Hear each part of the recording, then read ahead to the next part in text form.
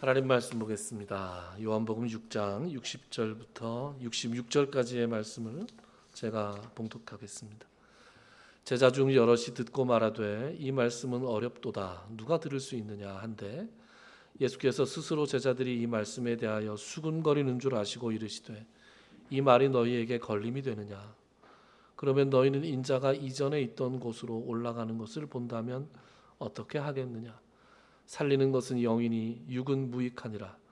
내가 너희에게 이른 말은 영이요 생명이라. 그러나 너희 중에 믿지 아니하는 자들이 있느니라 하시니 이는 예수께서 믿지 아니하는 자들이 누구며 자기를 팔 자가 누구인지 처음부터 아심이로라. 또 이르시되 그러므로 전에 너희에게 말하기를 내 아버지께서 오게 하여 주지 아니하시면 누구든지 내게 올 수 없다 하였노라 하시니라. 그때부터 그의 제자 중에서 많은 사람이 떠나가고 다시 그와 함께 다니지 아니하더라. 아멘. 지난 시간에 우리는 예수님께서 너희 속에 생명이 있으려면 나의 살을 먹고 나의 피를 마셔야 한다 라는 말씀이 어떤 오해를 불러일으켰는지 어떤 충격을 주었는지 살펴보았고 또 그 말씀이 무엇을 의미하는 것인지를 훗날 예수님께서 잡히시기 전날 밤에 제자들과 함께 저녁 식사를 하시면서 가르쳐 주시는 것도 살펴봤습니다. 그러면서 그때 자신의 살을 먹고 피를 마시는 것에 대한 오해를 풀어주시고 그 의미를 말해 주실 그 때를 예수님 자신도 얼마나 간절히 기다리셨는가 하는 것을 우리가 알게 되었죠. 그래서 결론은 모든 것에는 다 때가 있어서 우리 내 가는 길 다 알지 못해도 한 걸음씩 주님이 인도해 주십시오라는 마음으로 하나님의 때와 하나님의 방법을 기다리자. 그게 믿음이다. 그런 말씀을 드렸습니다. 지난주 본문 59절까지를 마지막으로 해서 이른바 오병이어의 이적으로부터 시작해서 생명의 떡 강화라고 이루어지는 이 말씀이 다 끝이 났습니다. 59절에는 예수님께서 이 말씀을 구체적으로 가버나움 회당에서 하셨다라고 기록하면서 이 말씀이 언제 어떻게 왜 전해졌는가라는 것을 기록하고 있습니다. 오늘 본문은 이 말씀, 이 생명의 떡에 관한 이 말씀에 대한 제자들의 반응을 살펴보는 시간이 되겠습니다. 그 첫 번째 시간. 이 제자들의 반응과 그 결국이 어떻게 되었는가라는 것을 우리가 살펴봐야 합니다. 먼저 60절부터 62절 상반절까지 우리 같이 한번 읽어보죠. 시작. 제자 중 여럿이 듣고 말하되 이 말씀은 어렵도다 누가 들을 수 있느냐 한데 예수께서 스스로 제자들이 이 말씀에 대하여 수군거리는 줄 아시고 그랬습니다. 자, 제자 중에 여럿이 듣고 말하는데 이 말씀이 어렵다. 여러분, 이 말씀은 생명의 떡에 관한 말씀 전체를 이야기합니다. 어렵다라고 하는 것은 뭐가 어렵다는 얘기냐? 이해하기 어렵다라기보다 그 뒤에 이루어지는 말씀 누가 들을 수 있느냐? 이미 들었는데 뭘 들을 수 있느냐겠어요? 그러니까 이 말씀은 어려워서 받아들이기가 어렵다. 이런 의미로 해석을 해야 됩니다. 그러니까 이해하기 어려웠다기보다는 그 말씀을 수용하기가 어려웠다라는 말씀으로 들어야 합니다. 그런데 예수님께서 스스로 제자들이 이 말씀에 대하여 수군거리는 줄을 아셨다 그랬습니다. 여러분, 수군거리다 헬라어로 공귀조라 그랬죠. 수군거리는 거. 여러분, 수군거리는 게 이전에도 있지 않았습니까? 제가 공귀조 말씀을 드린 적이 있잖아요. 그렇죠? 언제 수군거렸느냐? 41절에 보면 자기가 하늘에서 내려온 떡이라 하심으로 유대인들이 예수에 대하여 수군거려 이르되 그랬어요. 이는 요셉의 아들 예수가 아니냐? 그 부모를 아는데 지금 어찌하여 하늘에서 내려왔다 하느냐? 이렇게 반응을 했어요. 누가 수군거렸어요? 유대인들. 지금 장소가 어디라고요? 회당이라고요. 그러니까 회당이니까 안식일에 사람들이 다 모였겠죠. 동네 사람들이 다 모였을 거란 말이에요. 거기에는 예수님의 추종자도 있었고 예수님의 대적자들도 있었습니다. 그 대적자들이 여기에 뭐라고 표현이 되어 있는 사람들이냐? 유대인들 이렇게 표현되어 있는 사람들이에요. 그러니까 42절에 뭐래? 아버지가 요셉 아냐? 저 내가 코 찔찔 흘릴 때부터 봤는데 무슨 하늘에서 와? 이렇게 생각하고 수군거렸던 사람은 구체적으로 유대인들, 예수님의 말씀을 믿지 않는 외부의 적대자들이었습니다. 이 사람들은 이 표현을 쫓아가면 이 사람들은 52절에도 나옵니다. 52절에 보면 이 사람이 어찌 능히 자기 살을 우리에게 주어 먹게 하겠느냐 라고 얘기합니다. 근데 그걸 누가 그랬다고요? 유대인들이 서로 다투어 이르기를 이렇게 얘기합니다. 그러니까 이 부정적인 수군거림의 대표자들은 유대인들이었습니다. 대적자들. 그런데 오늘 61절에 수군거리는 주체는 누구예요? 제자들이었습니다. 그러면 외부의 대적자들의 수군거림과 내부 추종자들의 수군거림은 차원이 다른 거죠. 이거는 대처 방식이 달라야 됩니다. 그렇지 않습니까? 그러니까 이 대적하는 유대인들이 수군거렸을 때는 예수님이 살짝 꾸짖는 투로 너희가 잘 몰라서 그러는데 이러면서 한 말씀을 더 하고 더 심한 말씀을 하시고 더 강력하게 말씀을 하십니다. 그런데 내부 추종자들이 여기서 제자들은 좀 광범위한 의미의 제자들이에요. 12제자가 아닙니다. 당시에 예수님을 추종했던 많은 사람들을 뭉뚱그려서 제자들 이렇게 지금 부르고 있는 거예요. 이 제자들에게는 예수님께서 뭐라 그러시느냐?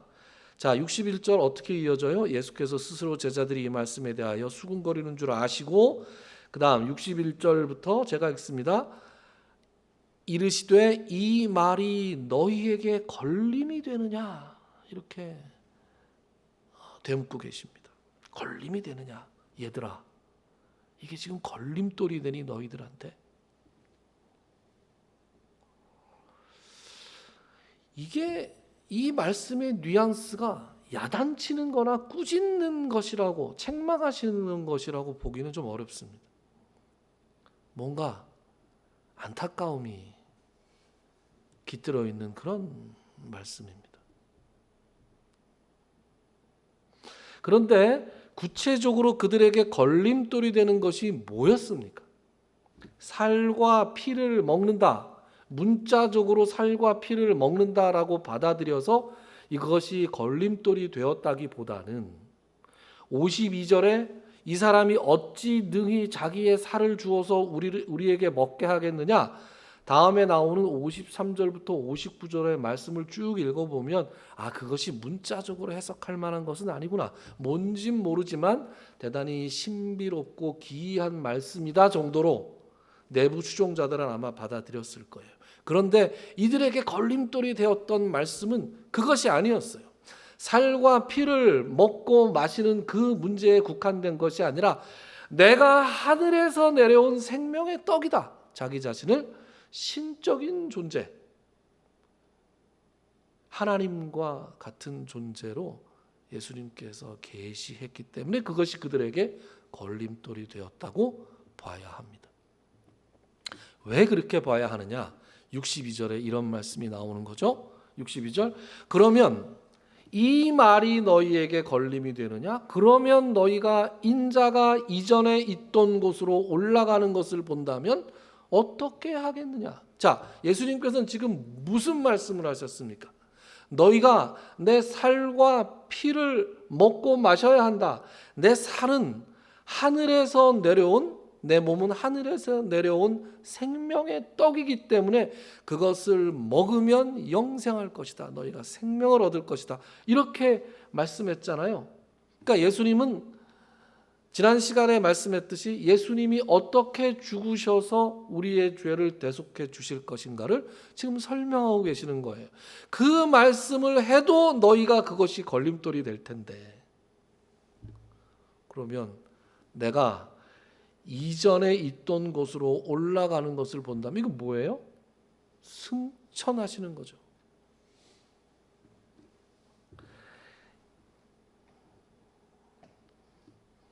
이 어떻게 하겠느냐라는 말씀은 사실 본문에 안 나오는 말씀입니다. 본문에는 어떻게 나오냐 하면 그렇다면 너희는 인자가 이전에 있던 곳으로 올라간 것을 본다면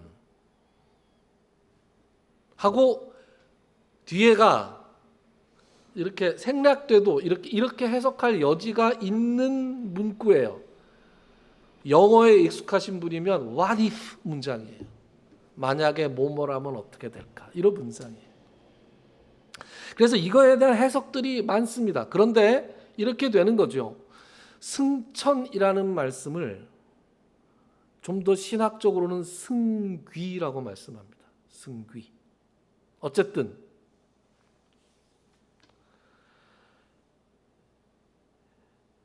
예수님의 죽음과 대속 그리고 하나님의 아들로서의 정체성을 너희가 받아들이지 못하는데, 너희가 그것을 받아들이지 못하는 것은 나의 정체성을 받아들이지 못하는 것이다.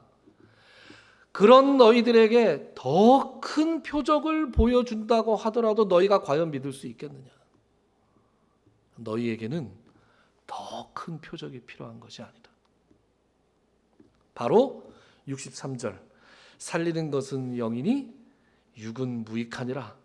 내가 너희에게 이른 말은 영이요 생명이라. 자, 이 말씀도 좀 어렵죠? 영과 육, 이게 육은 무익하니라. 그러니까 우리의 육체제에 속한 것들이 다 무익하냐? 그렇게 읽는 것이 아니라 생명을 주시는 분은 영, 여기서 영은 성령을 말씀하는 겁니다. 영어 성경으로 읽으면 the spirit하고 s자가 대문자로 되어 있어요. 그러니까 이것은 Holy Spirit이라고 봐야 됩니다. 성령님께서 우리에게 생명을 주신다. 그러니까 내가 한 말씀은, 내가 너희에게 이런 말씀은 영적인 말씀이고 생명을 주는 말씀이기 때문에 성령님의 조명 아래에서만 이해할 수 있는 말씀이다. 성령의 조명 아래에서만 받을 수 있는 말씀이다. 그러니까 육체적인 한계에서 문자적으로만 해석해가지고는 도저히 받아들일 수 없는 그런 말씀이다 라고 지금 말씀해 주고 있죠. 그리고 64절에 보면 이런 말씀이 나옵니다. 하지만 내가 생명으로 영으로 한 말씀임에도 불구하고 64절 너희 중에 믿지 아니하는 자들이 있느니라 이렇게 말씀합니다. 64절에 하는 이 예수님의 말씀에 대해서 사도 요한이 주석을 달고 있습니다. 그것이 64절 하반절 말씀입니다. 64절 우리 같이 한번 읽어볼까요? 시작. 그러나 너희 중에 믿지 아니하는 자들이 있느니라 하시니 이는 예수께서 믿지 아니하는 자들이 누구며 자기를 팔 자가 누구인지 처음부터 아심이러라. 왜 이런 말씀을 하셨느냐? 많은 사람들 가운데에서 모든 사람들이 다 믿지 아니할 것을 예수님께서 처음부터 알고 계셨다라는 거예요. 하나님이 생명으로 말씀을, 예수님께서 생명의 말씀을 주셔도 그 말씀을 받는 사람이 있고 받지 못하는 사람이 있다는 것을 처음부터 알고 계셨다. 그럼 처음은 언제일까요? 두 가지 가능성이 있습니다. 처음은 사역을 시작한 초기.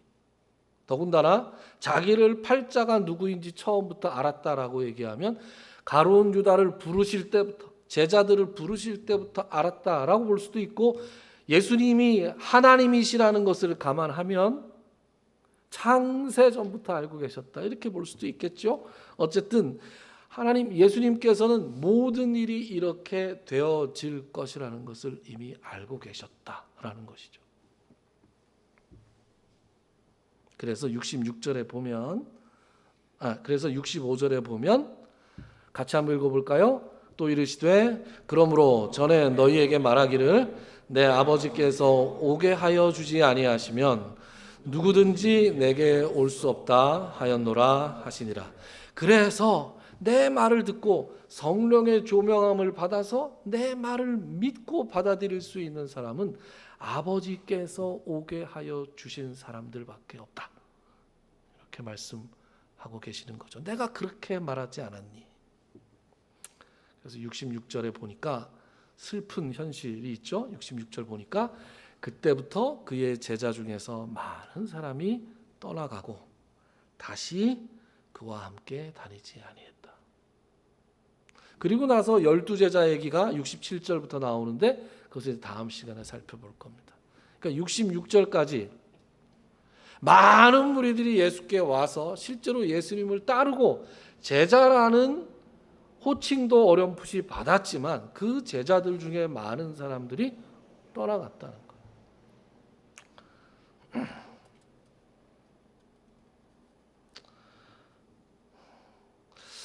왜 이런 말씀을 사도 요한이 이렇게 기록해 놨을까? 그런 생각을 해보게 됐습니다.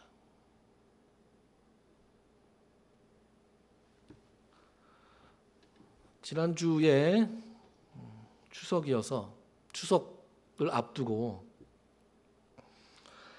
평소에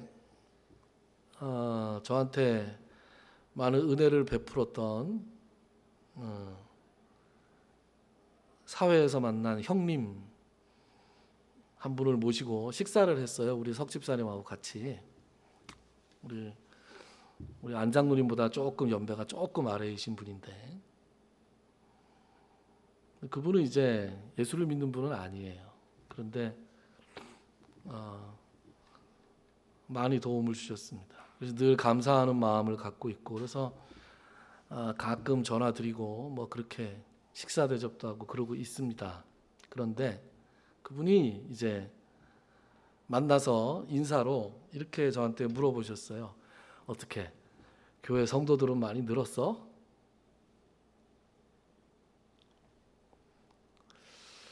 그래서 한참 생각해 봤습니다. 우리 교회 성도들이 많이 늘었나요? 처음 시작했을 때보다 한 50% 늘지 않았나요? 1년에 50%씩 성장하면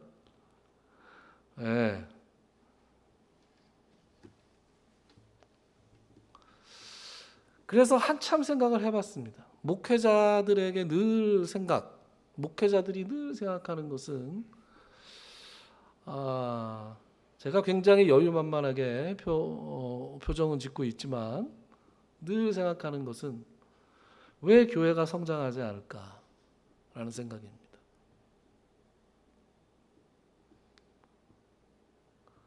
교회는 성장해야만 하는 걸까요? 여기서 성장이란 교인 수가 늘어야 하는 걸까요? 그러면 반드시 그렇진 않다 이렇게 대답을 할 거예요.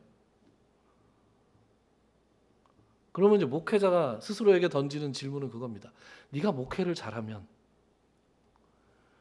왜 교회가 성장하지 않겠어? 그런 자문을 끊임없이 하게 됩니다.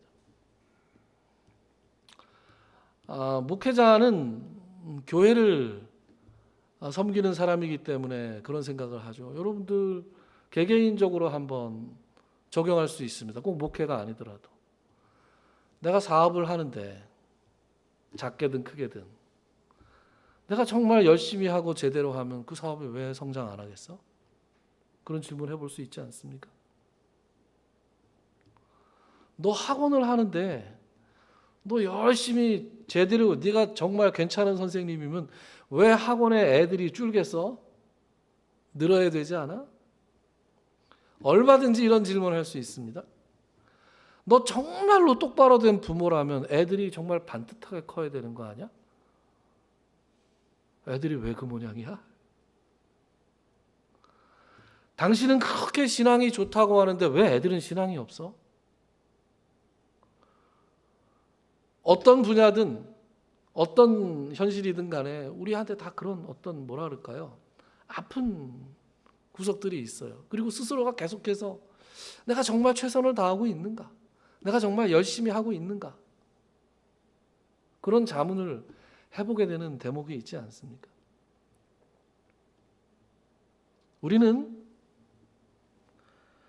우리가 어떤 좋은 의도를 가지고 열심히 하면 좋은 성과가 날 거다라는 생각을 하고 살아갑니다. 그렇지 않습니까? 그 성과가 가시적인 성과여야 한다라는 생각을 하고 살아갑니다. 그걸 어떻게 부정할 수 있겠습니까? 그런데 살다 보니 우리가 깨닫는 것이 뭐예요? 반드시 그렇지가 않더라. 나의 목표와 나의 계획과 나의 의도와 나의 능력과 나의 열심의 정도만으로 결과가 정해질 만큼 세상이 그렇게 단순하지가 않더라. 내가 제어할 수 없는 어마어마하게 많은 변수들이 세상에 존재하지 않습니까? 그럼에도 불구하고 그 안에서 하나님의 은혜와 하나님의 섭리와 하나님의 계획과 이루어 가심을 믿고 깨달아 가는 것이 믿음이고 그것이 성숙이다 라는 생각을 해보게 되는 것이죠.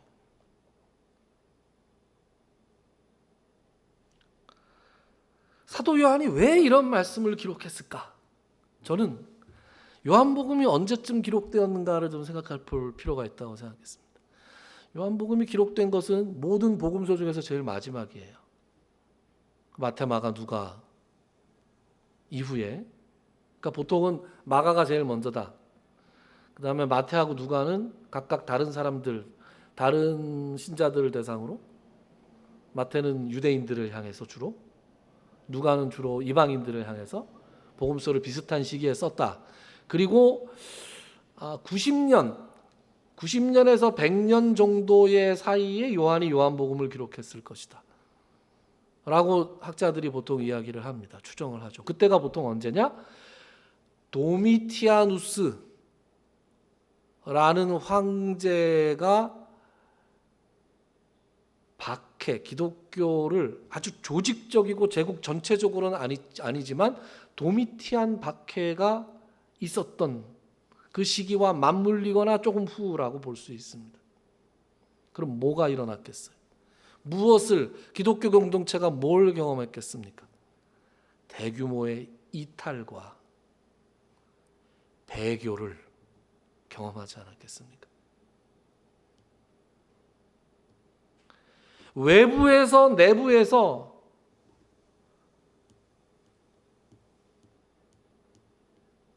여러 가지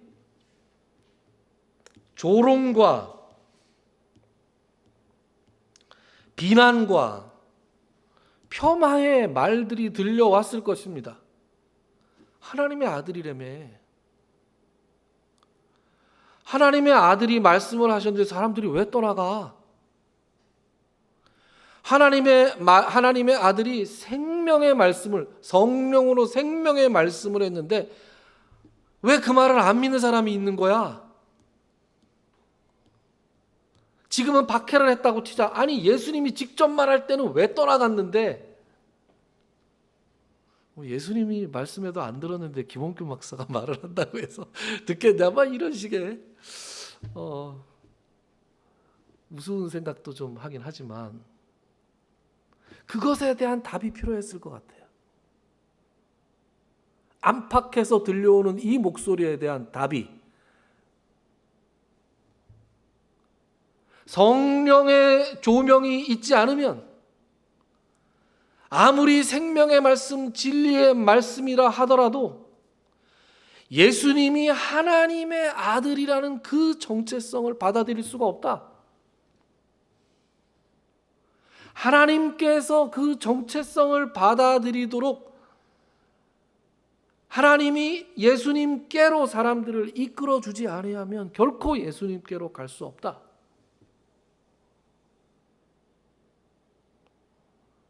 미리 말씀드리지만 67절부터 71절까지 오늘 우리 본문에도 사실 나옵니다.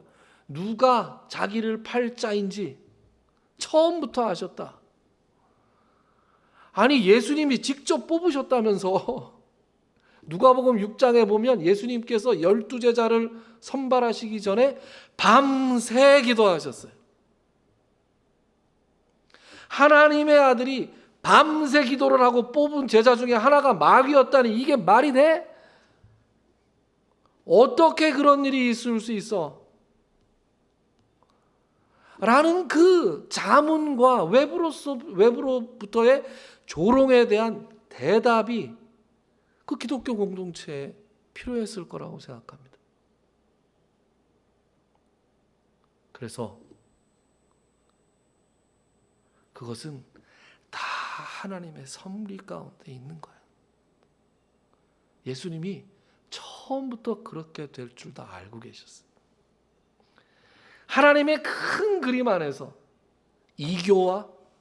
이탈과 배교의 과정조차도 참 신자와 참 제자와 거짓 제자를 분별하는 과정이 되는 것이야 라고 지금 설명하고 있는 것이죠. 예수님께서는 다 알고 계셨기 때문에 느긋할 수 있을지, 자연스럽게 받아들이실 수 있을지 모르지만 우리는 하나도 모르잖아요. 우리는 우리의 앞이 어떻게 될지 하나도 모르잖아요. 그래서 저는 그런 생각을 합니다. 이 말씀, 오늘 말씀의 제목이 뭐예요? 처음부터 아셨느니라, 그죠? 처음부터 아심이로라. 처음부터 아셨기 때문에 예수님은 이렇게 대처할 수 있었어요. 그러면 처음부터 알지 못하는 우리는 어떻게 대처해야 됩니까?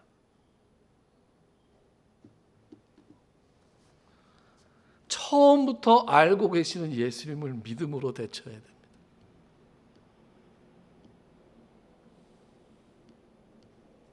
고린도전서 3장 6절부터 8절을 제가 읽겠습니다.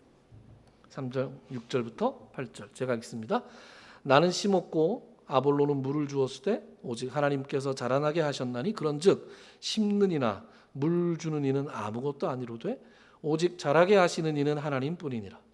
심는 이와 물 주는 이는 한 가지이나 각각 자기가 일한 대로 자기의 상을 받으리라. 우리에게 필요한 믿음이 뭐냐? 나는 심는 사람이다. 내가 자라나게 할 수 없다. 그냥 심는 거예요. 아볼로라는 사람은 물을 줬어요. 그러나 우리는 심기도 하고 물을 주기도 하지만 정작 자라나게 하는 능력을 가진 분은 하나님이시라는 사실을 우리가 잊지 말아야 합니다.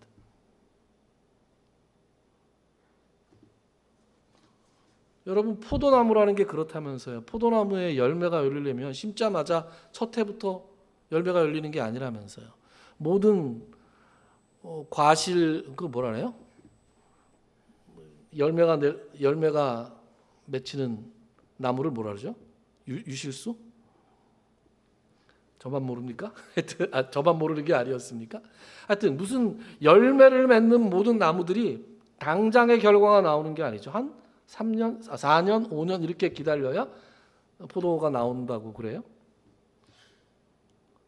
그때까지 농부가 해야 될 일은 뭡니까? 씨를 뿌리고 물을 주고. 뭘 기다려요? 하나님의 때를 기다리는 것이죠.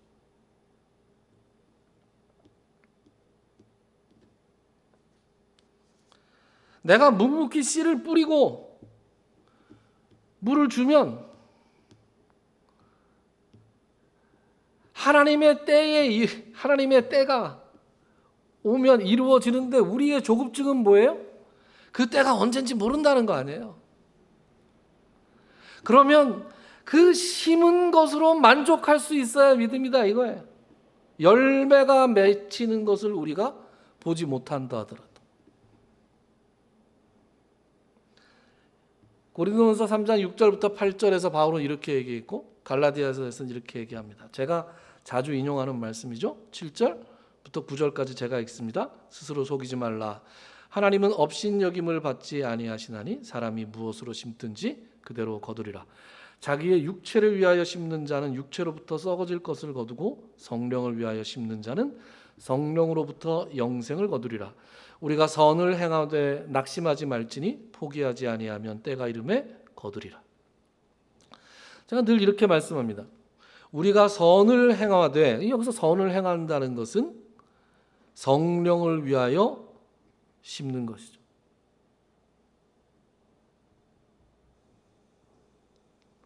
우리가 선을 행하되 낙심하지 말지니라고 사도 바울이 권면하는 것은 뒤집어 얘기하면 뭐라고요? 선을 행하다 보면 낙심할 일이 많다는 거예요. 내가 좋은 의도를 가지고 좋은 계획을 가지고 열심히 노력하면 잘 되겠지라고 생각하지 말라는 거예요. 우리가 어떤 일을 도모할 때 처음부터 알아야 될 게 뭐냐? 이게 잘 안 될 수 있다. 낙심할 일이 얼마든지 생길 수 있다라는 것을 감안하고 일을 해야 된다라는 겁니다. 다 잘 될 거야. 잘 될 수밖에 없어. 내가 하나님 안에서 기도하고 하는데 이게 안 될 리가 있어? 아니 예수님도 기도하고 뽑은 제자 중에 12분의 12 중에 하나가 마귀였다니까요.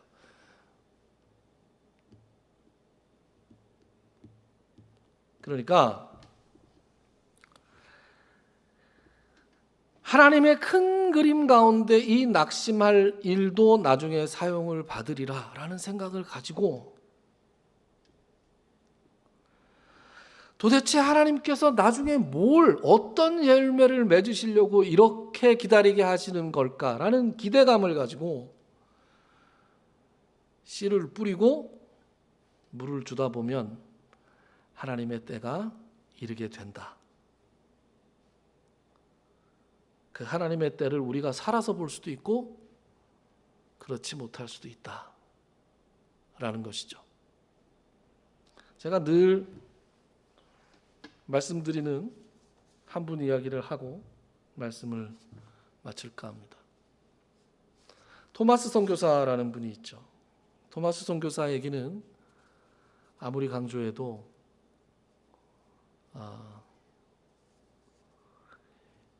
이게 은혜가 넘치는 그런 이야기입니다. 여러분 토마스 선교사가 1840년생이에요. 1840년생. 이분이 웨일즈 분인데 런던 선교회 소속으로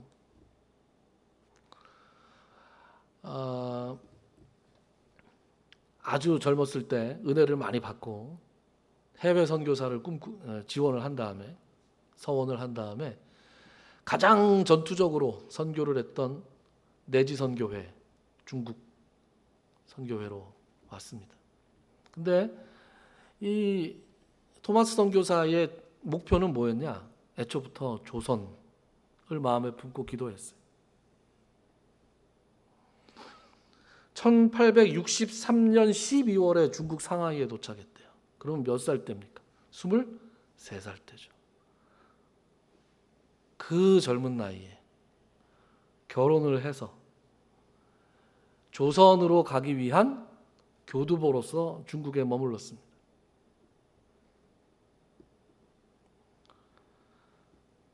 당시에 런던 선교회는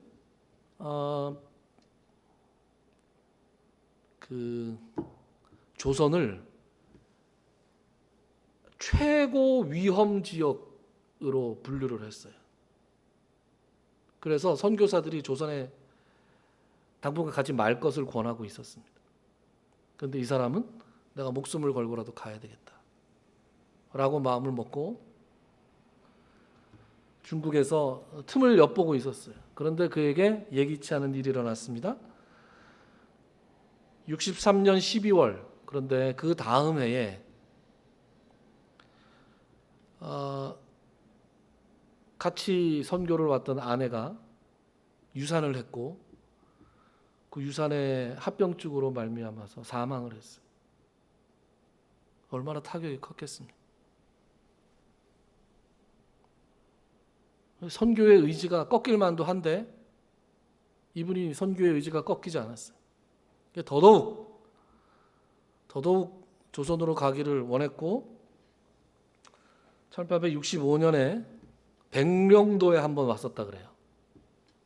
백령도에서 2-3개월 정도 머물렀다고 하고 1866년 8월 달에 제너럴 셔먼호 사건이라고 있었잖아요. 셔먼호 사건. 대동강에 올라와서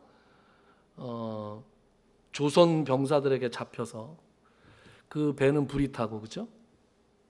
근데 1866년에 여러분들 역사 공부하셨던 기억을 한번 살려보십시오. 1866년에 무슨 일이 있었습니까? 그 유명한 병인 양요가 있었습니다. 여러분, 병인 양요가 왜 일어난지 아십니까? 프랑스 군대가 왜 쳐들어왔어요? 그 이전에 있었던 천주교 신자들에 대한 박해로 인해서 그들이 왔습니다. 그때 수천 명의 천주교 신자들을 당시 조선 정부에서 죽였고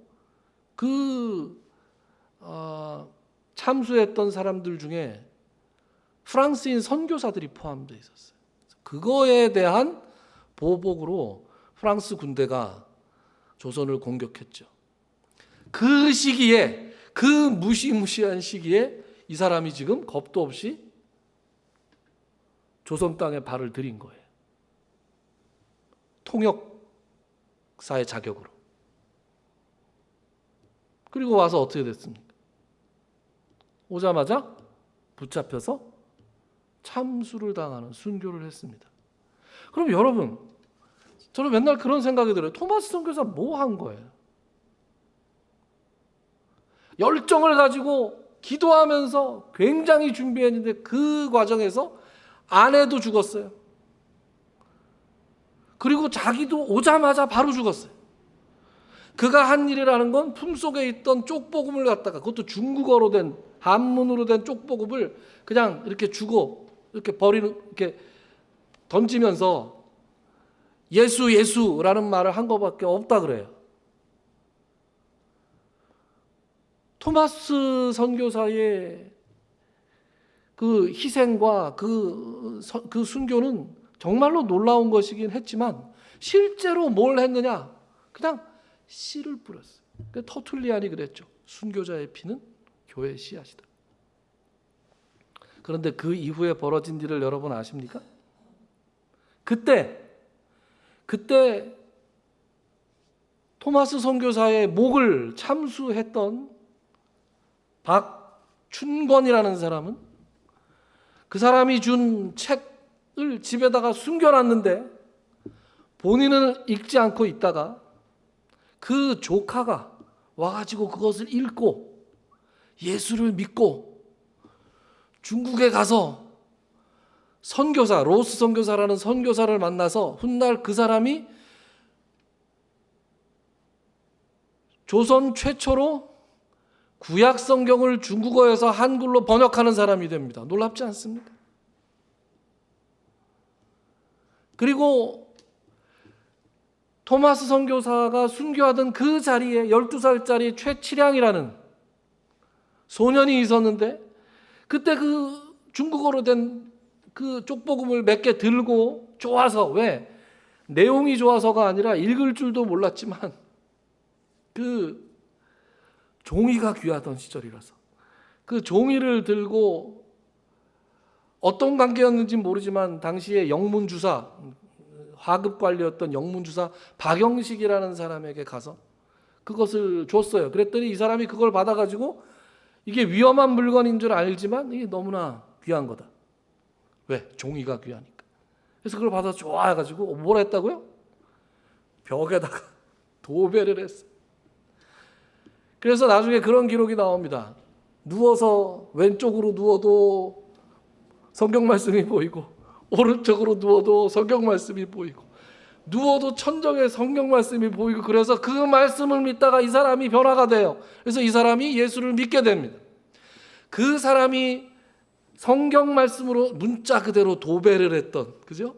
성경책으로 도배를 했던 그 집이 훗날 평양 최초의 교회 널다리 교회가 되고, 그 교회가 장대현 교회라는 곳으로 바뀌어요. 1907년에 평양 대부흥운동이 바로 그 교회를 거점으로 해서 일어납니다. 여러분 놀랍지 않습니까?